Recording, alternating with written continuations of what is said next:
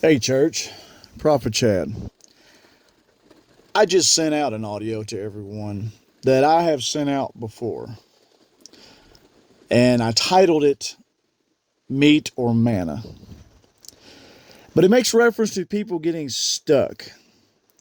And I know I've said before that there's a lot of people that are stuck in a perpetual state of infancy. Some people have grown to little kids, some people have grown to teenagers spiritually, and that's where they've gotten stuck. But what causes this getting stuck? Well, that other audio tells you a lot about it. But let me make it a little more impactful, if I may. People, when they get saved, when they give their heart to the Lord, it's real. Their life has been transformed. They know that they know that they know. We know that something has happened in us, that we're not the same. We can't necessarily explain it, but we just know something's different. That's God, and that's the reality that is God. But then what happens? You get all excited. You get into the Word. You learn some things. You hear good stuff. And you start growing really quick. And then Jesus kind of ups the tempo just a little. And he tries to cut down a tree in your heart that you don't want cut down. And then you buck the system. You decide, nope, I ain't ready for that yet. I don't want that. I ain't going to allow that. Whatever you want to, stick to it. People whine and complain. They blame people because they're thinking they're being too hard on them. They say it's because of this. They say it's because of that. But the reality is God has shown you something he wants you to deal with, and you ain't dealing with it. And that causes you to get stuck. And you think you're going to surpass it. You think you're going to dodge it. You think you're going to go off the road for a second, go around it, come back up on the road, and keep going. That ain't how it works. Once God puts something in your face to deal with, that's next in line to deal with. That's what you need to learn and pass the test before you get to move on to the next level. So when people stay in that perpetual state there and they don't want to deal with it, what happens? The reality of God starts fading away and they fall into religious tradition. They get to the point where they think going to service is enough. Oh, they want me to participate in this ministry where I go and talk to the old people at the nursing homes. I'll do that. And you get doing that. You may even help fold chairs, vacuum floors, clean bathrooms. But guess what, church? That thing God wants you to deal with is still right there waiting on you.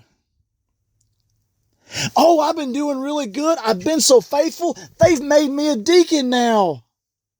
I get to start working with the youth, teaching on Sundays. But guess what, church?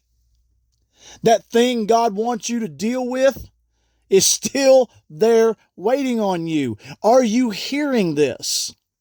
You can cover up, you can make yourself churchy all you want.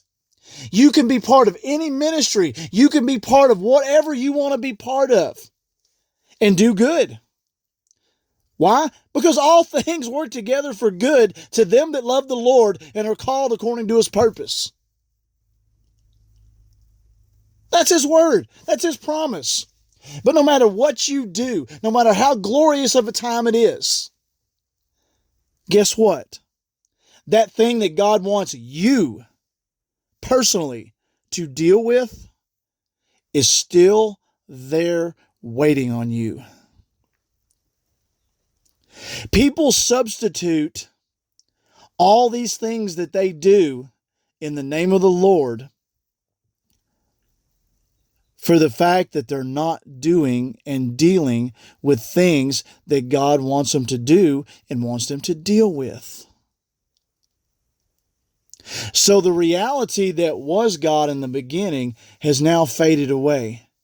And you have substituted that reality for a churchiness that makes you feel good, that gives you a sense of satisfaction. But there's no growth. That's why some people are 35, 45, 55, 65 years old, and they are the same believer they was in the first 2 years they got saved. Come on.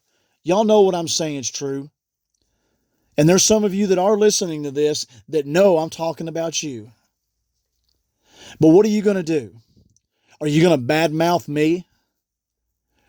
Or are you going to stand up and own yourself and face what God tried to get you to face all them years ago?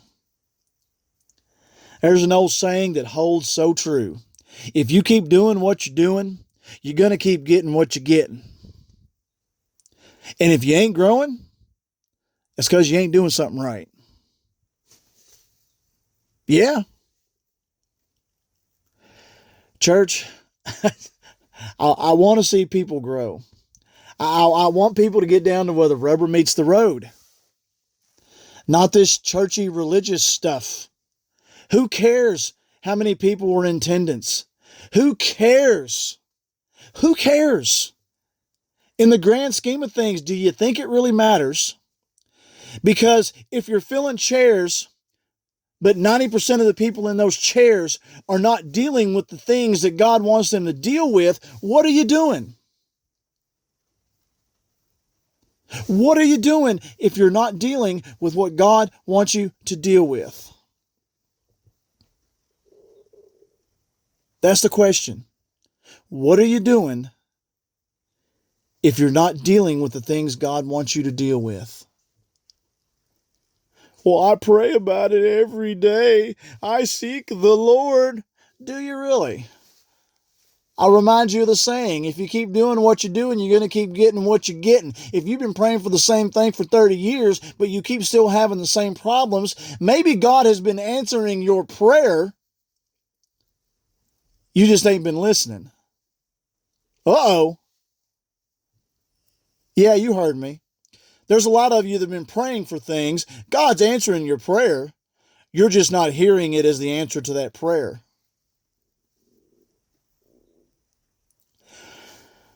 Oh, church. I want to help people grow. I grow more and more tired of the churchy religiousness every day. I exist with others in the real world, dealing with reality, finding real solutions, not just religious sugarcoating. Their lives are so much better for it. My life is so much better for it. My family's life is so much better for it. I want everybody to have a taste of that. Yeah? Oh, yeah. Love you all.